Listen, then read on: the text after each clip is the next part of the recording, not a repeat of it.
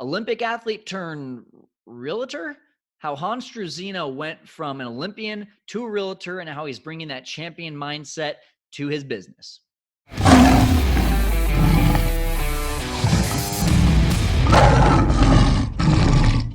Hey everyone, welcome into the Fearless Investor Podcast. I'm Kyle Stanley, and if you haven't already, make sure that you like, subscribe, comment, review, do all that, whether it's on YouTube or the podcast, especially on the podcast, rate and review. We need those 5-star ratings. And if you haven't already, go to fearlesskyle.com, download our Airbnb profit calculator to learn how to evaluate your market, evaluate a deal. If you're going to get into the short-term rentals business, you need to be hitting specific numbers. That calculator will not only show you those numbers, it'll teach you how to evaluate your deals so that you can hit those numbers as well. Now, let's jump into this episode with Hans Struzyna, a good friend of mine who lives here in California. He's also in a mastermind of mine, or with me. And Hans is a Olympic athlete who transitioned his mindset of being an athlete into his real estate business. He's not a investor. He has done one flip, which he made great money on. You'll hear his story in a little bit on that, but also he has some rentals and he's dabbling in that side of it. But he is a very successful realtor who's selling luxury homes in the Bay Area in California.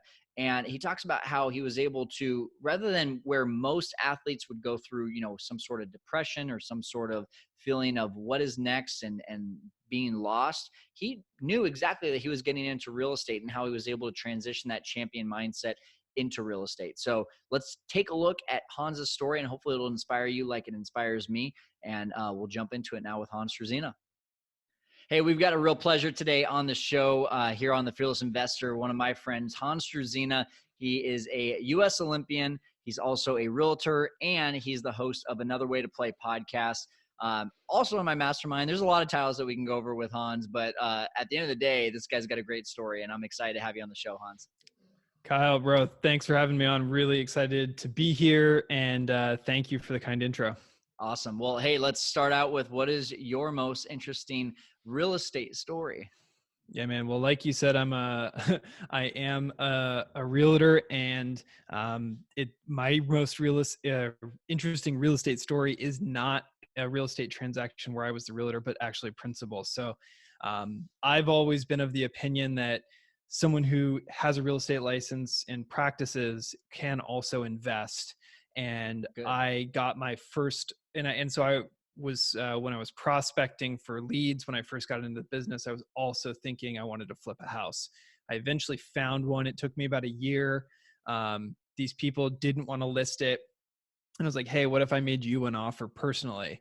And they're like, okay, nice. What would it be? So I was like, okay. And we negotiated, we made it happen.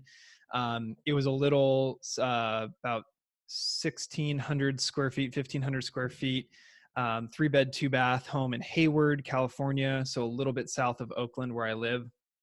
And I hired this contractor who was a referral from somebody else. I honestly didn't vet him very well, but he came pretty highly recommended.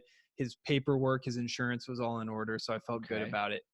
So fast forward, project's going okay. I'm nervous about where this is going. He comes in, it was like halfway through the project. The house was, starting to get some drywall back on it. And he's like, yo, me and my wife are splitting up. Can I live at the property? Whoa. Okay. And I'm like, I guess. Are you still going to be able to finish? He's like, oh yeah. I'll keep working here and I'll actually be able to finish maybe a little faster. That didn't happen. But he ended up bringing in his little mattress and was hanging out in the property. He also somehow owned like 5 cars. And so he parked all of them on the street. And why didn't he just live in one of the cars? That's what I'm thinking. But he sell the cars, for crying out loud. Yeah. And get an apartment. So keep going through the project. We're still on time, surprisingly on budget. He's sleeping in the property, and we get to the end, and he sends me this text. So we were having a text exchange, and he said something like you're still going to pay me my final payment when we close, right? Because I originally had offered him a partnership in the deal. If he could Okay. do the work for cost, I would have cut him in on the profit. He couldn't do that at the time.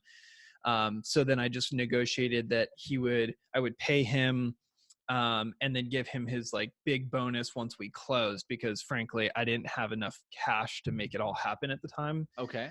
Um, and so I was trying to be creative, and he was willing to do that. Then my like, I either took too long to respond, or what I responded with didn't like set him off the wrong way. And so long story short is he then goes and files a mechanics lien on the property, Oh no. saying that he's owed $20,000, which was his final payment. And that was also like the day that I went on the market to list the property for sale. Oh boy. And if anyone knows anything about mechanics liens, you can't deliver clear and equitable title with them. They're superior liens in the state of California, and you can't clear them without paying them. And he holds the keys to clearing it. Like, there's no way to get this thing off of here unless he's paid and then he signs a notarized piece of paper. Oh my So gosh. Did you I'm get him to do sitting that? here. What's that? Did you get him to actually sign? I was losing my mind because, again, I didn't have 20 grand to pay this guy. I was like using credit cards to finish this thing off. Like, it was a little desperate. So I'm like losing my mind thinking I'm gonna have to litigate this, because I felt like, I mean, he was basically using a mechanics lien to renegotiate our contract, which is super illegal. But he was doing it, and I'm stuck holding the bill, and I had a hard money loan on the property and the whole thing. Luckily, my team leaders knew, who were helping me finish this off, knew how much equity was in the deal, knew what I was trying to do with it, knew the numbers, and they just lent me the money and just took a third position on the property, shockingly. um, Wow. but they totally bailed me out. I paid him, and then he did end up signing.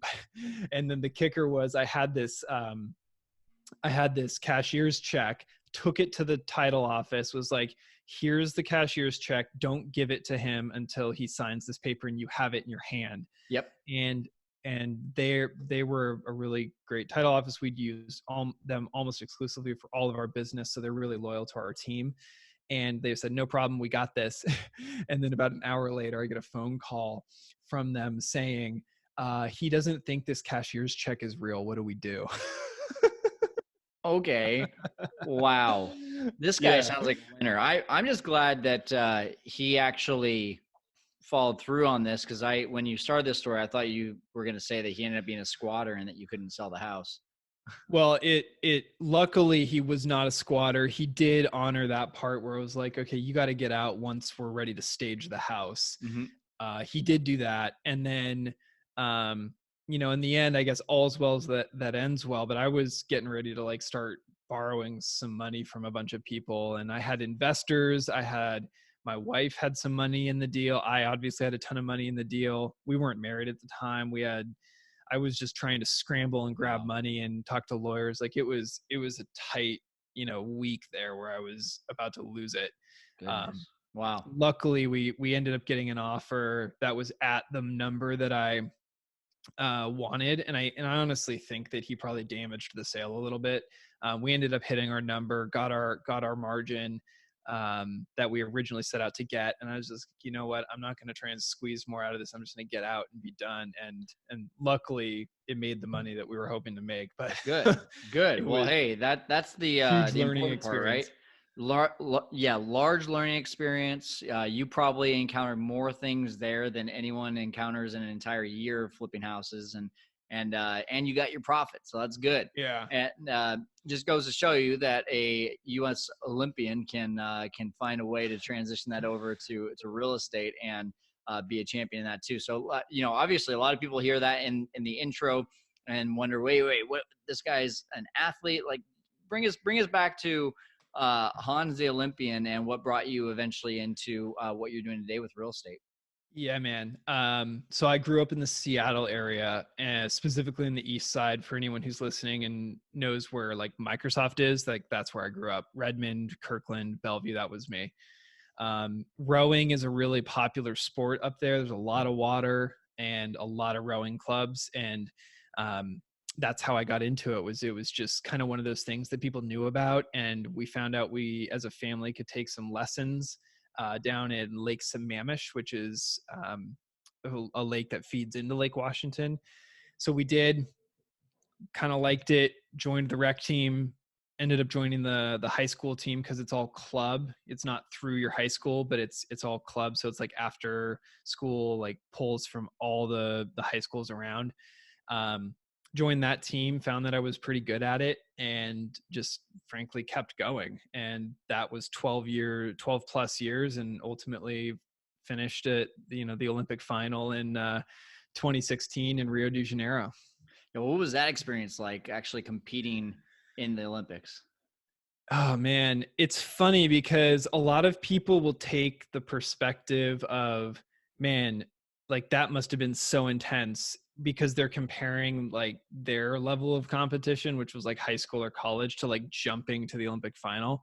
But I talk about my rowing career constantly in like these steps. Like I was never like when I first started rowing, I was never thinking Olympic final. I was thinking make the JV and then make the varsity and then make, get recruited to college, and then whatever the next thing was, that's what I was always focused on. So for me, like, yes, it was a big deal. I was nervous going out on the water, but it wasn't like this catastrophic leap forward because I had been training for 5 years after college to be ready for that race. And I honestly went into that race as ready as I possibly could have been. That's so cool. And I mean, but how about actually being there, being around other Olympic athletes, the culture, all of that? What was that like?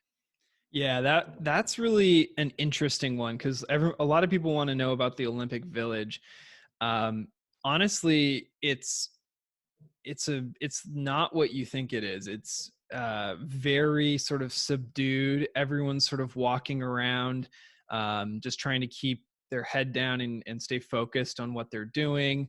There's a little bit of posturing here and there when you see your competitors, but you have to keep in mind there's 10,000 athletes in this village. It's crazy. So, and they're living in dormitories based on their country. So like it's very possible that you would never see your competition until you get to the arena. Um, but there's generally just like a sort of camaraderie, especially in the Team USA building, of like rooting for each other and wanting to support one another. We're all wearing the same outfits, the same uniforms. And then you go to the dining halls and everyone's just kind of there doing their thing. It's kind of like a college cafeteria. It just so happens that everybody's an Olympic athlete. And, I guess the funny thing is um, like that fact is a little bit lost on most people, although there's like when Usain Bolt walks in with his entourage, like there are people who run up Right. and like break character and go ask for an autograph and a Of course. selfie. Yeah. Were you one of them? No, I didn't. I shot a picture over my shoulder and like got him on camera, but I didn't go up and ask him for a selfie or anything. That would have been awesome. I probably would have given you a hard time for that, but Yeah. My buddy who's 6'8", who was in our boat, he did get a picture with 3 out of the 4 girls from the Fab Four, Simone Biles and all the gymnast girls. And it was pretty ironic just because like he was pretty much twice their size. So it made for a funny photo and they thought that was cool. That's awesome. So what is the transition then from being an Olympic athlete, that whole preparation and the dream, and it all stops after the competition, the race, then what? Like, were you already becoming a realtor at that time, or was it like, does life start over at that point? Definitely the latter. Life started over in a big way. Got done competing and sort of had a moment of like, okay, now what? Because I didn't honestly consider the idea that the calendar would hit September of 2016. And I absolutely had no concept that the year would eventually become 2017. So Mm-hmm. my whole life for so long was focused on Rio, um, that I kind of emerged and I woke up the next day and was like, oh, we got to like keep living, I guess, you know. And I always figured real estate was going to be a part of my life. I said I grew up in Seattle. My grandfather was a big real estate developer downtown Seattle. Two of my uncles are big in that business. My dad was a real estate attorney. His brother on the East Coast owned some apartment buildings. So I'd always sort of been in that world and figured I would get in probably on the commercial side. But um, somebody who gave me my first opportunity, and actually was an Airbnb host, There go you bring go. it back to Airbnb, Nice. um, was when I would go to Southern California, I would stay with them, and they just took a liking to me and me to them. And um, long story short is they said after the Olympics, they're like, "Hey, come to Southern California. We want to talk to you about a job."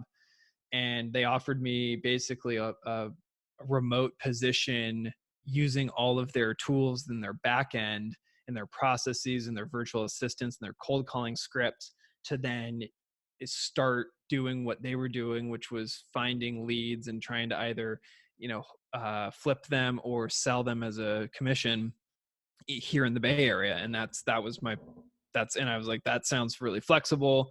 They're super supportive of my rowing if I want to go back. And it's real estate. So let's do it. That's awesome. Perfect. So, uh, you start that in Southern California. Now you're in Northern California. So bridge Mm-hmm. the gap for us. What's happened in Well, between that time? so they were based in Southern California, Oh, and okay. I was always in Northern California because Okay. when I was training pre-Olympics, I spent most of that time in the Bay Area because there's a club here that is no longer in existence, unfortunately, but was a high performance club.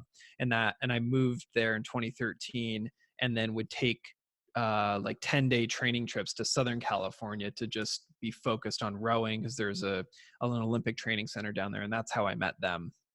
Gotcha. Okay.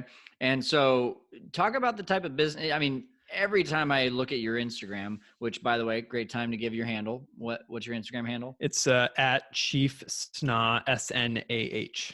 Okay. If you guys just want to see beautiful houses, just go on to Hans's Instagram. It seems like every single week I'm seeing this like brand new, elaborate, gorgeous home that you're working on selling. So bring us in. Like, what's your favorite part of being a realtor? Your niche? Just kind of give us an overview of your business. Yeah. So that first team got me my start, and then through a rowing connection, um, introduced to the Gundermans, who are these two guys who are just the most successful real estate agents in our geography, which is the East Bay, so like Oakland, Piedmont, Berkeley, Alameda. And long story short is I made a pitch to them to come on their team because I felt like I could help boost their team and bring a different perspective and some youth and all that sort of thing. So they brought me in, and long story short, they're luxury. Their price point's about 50% higher than the median price point in our county. And so as a result, I've been able to really step into sort of that higher end luxury market, and hence the photos that that you see when you look at my Instagram. That's awesome. Oh, and that makes your life probably a lot more fun too when you get to go to these luxury houses rather than maybe like a slumlord kind of deal in a bad neighborhood. Am I right?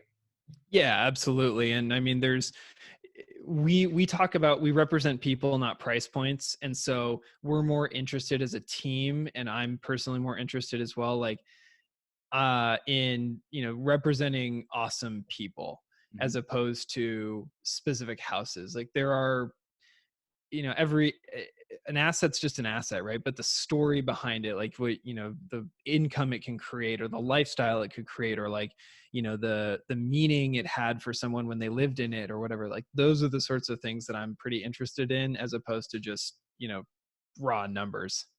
That's awesome. That's really cool. So, when it comes to like everything that you're doing though for your real estate, I know that you and I have talked about this a little bit. You've got some rentals. You're doing some investments on the side with the flips.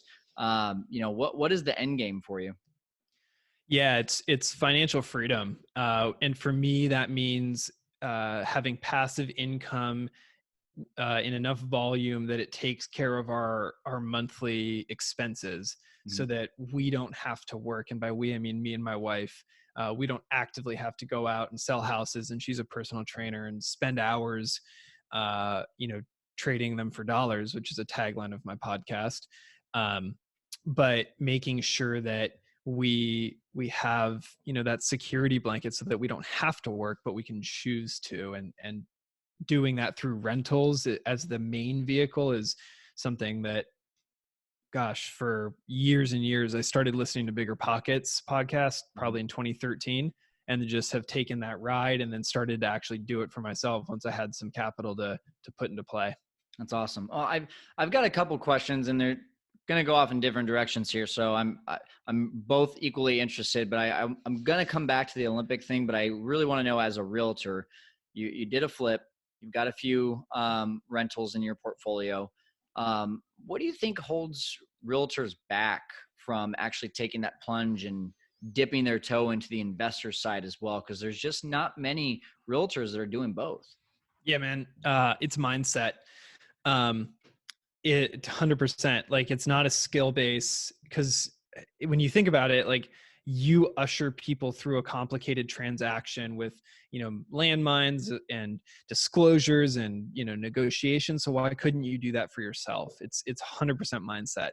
I will say that a lot of the agents that I know personally think that the investor side has some, like, you know, tarnish on it, for lack of a better term. Like, it's a little yucky. It's like you're trying to lowball people. You're trying to, like, just get someone out of their house to get whatever, get a margin into it. And, you know, to some degree, that's, you have to create a margin for a flip or some, you know, some rehab project to make sense. But what I think a lot of people fail to realize is, you know, people sell assets to solve problems, Hmm. so a lot of the times, and so more often than not, that problem is to maximize the sale, which is why they try and list it and make it beautiful.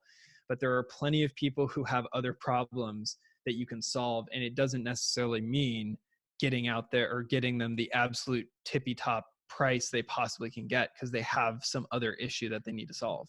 Yep, exactly. That was one of the first flips I ever had. Actually, it was a Burr strategy. I still own it today, and we're it was one of those houses where it was like, wow, this, I'm actually solving this person's problem, and they weren't focused on price. It was, they straight up told me I'd be really happy at $160,000, and we did it. We did it at that Yeah. price, and the he comes back a few days later and says, "Hey, my son thinks I'm getting, bent over on this, but I told him that was my price. This guy didn't negotiate me down." And so it's just like anything, right? You've got to talk to tons and tons of people to get to that one person that is going to be, you're literally solving their problem. You're not selling them anything. You're not negotiating even to the point of screwing them over. You're literally just solving their problem. So I'm glad to hear you say that. And the same thing for me has happened to you when I bought the flip. They told me that they needed to net out like $180,000. I think that's what their number was. It was something right around there. And it was competitive, and there was another bidder involved, and they kept saying that they needed to get 520,000 for the property. I think that was what they kept telling everybody. And so I actually then got them to sit down with me and do a meeting. And I just took a piece of paper out, and I started just sketching this out and writing down numbers. And long story short is, they didn't know their numbers, and neither did Mm. any of the other bidders. And I figured that I could actually offer them 460 or something like that, and get Wow. them to their 180. Now Yeah, that is crazy. awesome. So, I mean, that just goes to show you got to know your numbers. And especially, I talk about this all the time, not just in real estate, but in Airbnb too. So many people come to me and say, what should I be at? What number should I be at for how much I'm making on a monthly basis? I'm like, how are you supposed to know what you're supposed to make if you don't know what your expenses are? You haven't Right. even looked at that. You've looked at the addition. You haven't looked at the subtraction. You got to have both numbers in mind. You got to know that. So that is awesome. So when when you actually got to those numbers, Um, did you get that did you have to ask them some questions to get there and to understand all the numbers, or was that something that you could look up? Yeah, and I mean, you can see, like in California and many other states, you can see via the county records, when a mortgage or a note or something was recorded, um, and then you can see the face value of the note, and you can approximate how long it's been since it's paid down. But ultimately, I just sat down with him and was like, "Listen, I want to solve your problem. I think you and I can do some business. You trust me, I trust you."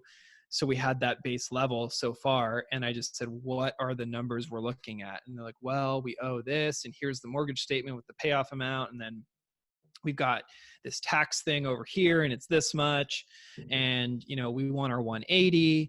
And then so I just basically added all that stuff up, and I looked at the calculator and I was like, that doesn't equal 500. They have no Yeah. idea what they actually need. They're just making stuff That's up. that's crazy. That's crazy. Well, hey, going back to the Olympic stuff, I really want to know, has training and going through all of that physical and mental exhaustion and challenging your mind, being a part of a team, all that, has any of that transferred over to the career world of real estate? Yeah, totally. I mean, the obvious part of the teamwork, the learning, the coachability, because being whether you're going to invest or you're going to be a real estate agent, like getting a mentor who's been there and done that before is so critical. But what you do with that information is just as important. And so being someone who can apply it and try it and come back and say, hey, this worked, this didn't work, all that stuff, all the cliche like athlete things you could think of, 100%. Um, but the other stuff that maybe isn't as obvious is, especially when you're in a negotiation like that, is arguably the most tense situation in the whole transaction. And you find yourself in a bidding situation with one or two other, five other people, or whatever it is, and it's competitive and you're close and you want it. Being the person who can keep their head screwed on straight and be comfortable in an uncomfortable situation, just like when I'm racing and I'm nervous, or it's like hurting and it's like 2 minutes to go to qualify to go to the Olympics, and you have to put up or shut up right now, and keep, that sort of exercising that muscle has been super helpful for me when it's negotiation time, because I'm able to withstand that discomfort a little better than most. And it gives me an edge when we're actually negotiating, because people get uncomfortable and they just want to get the heck out of this situation. And I don't feel that way as quickly as they do. So that alone just, I think, gives you such a leg up when money's on the line, especially. Well, I think especially so many entrepreneurs and people who have to earn every dollar that they make you find a large number of them are former athletes. And I think the part of the reason is that, as an athlete, it's always unknown. It's the thrill of like, hey, I don't know what's going to happen on the next play, the next down, the next minute, the next competition.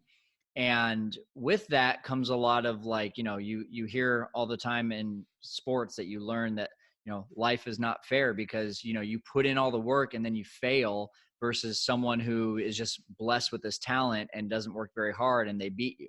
Mhm. And I think there's so much to be said from a entrepreneur, or again, a business owner, or you have to earn every single dollar. That goes to show that if you encounter, like you said, discomfort, if you encounter these things that most people would crumble up and say, I can't handle this, you had to push through those things as an athlete.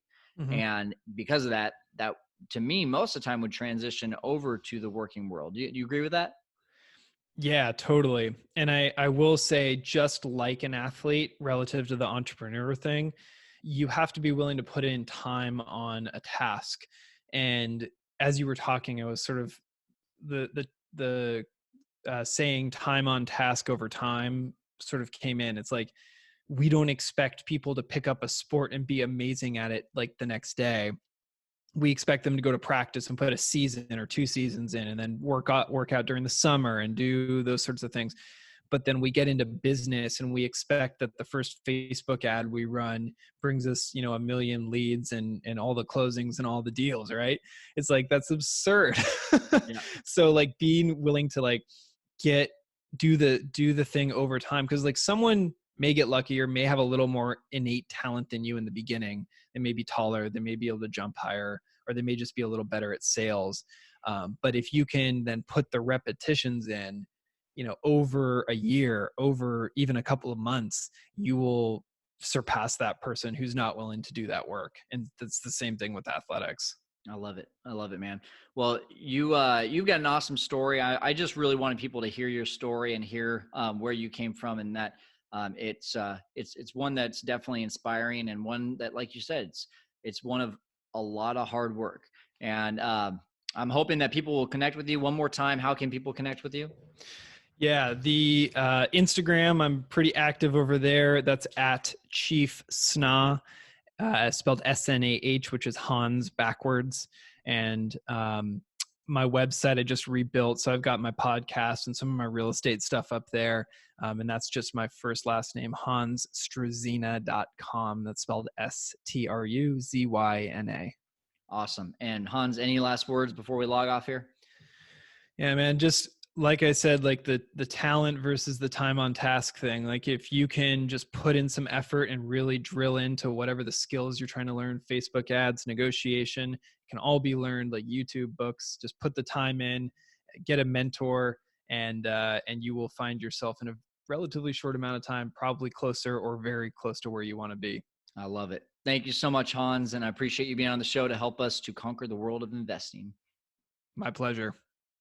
All right, guys, I'm going to make it easy for you. You don't have to put his last name in the show notes. I'm not going to make you spell that. It is just fearlesskyle.com/Hans, and we'll have his Instagram handle in there as well to just recap everything you just learned. So hopefully, even if you're not an Olympian, like what are things that you've done in your past lives and your past careers that will teach you how to jump into a real estate investing, and just overall investing career, and having that mindset, that strong mindset of dealing with conflict, dealing with letdowns, dealing with anything that can help you to stay strong and to build a foundation for you and your family. That is what I took away from this episode. Hopefully you did too. Thanks for joining us here on The Fearless Investor and for conquering the world of investing. We will talk to you soon.